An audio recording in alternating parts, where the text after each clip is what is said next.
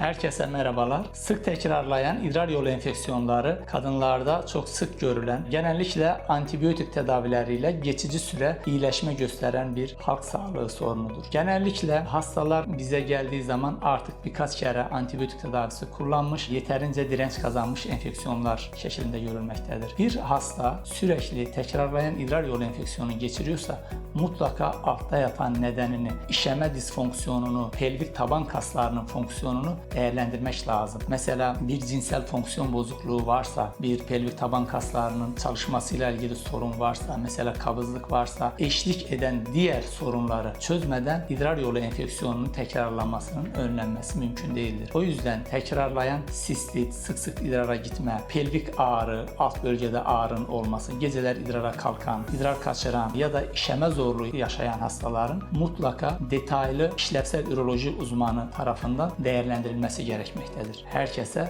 sağlıklı günler dilerim.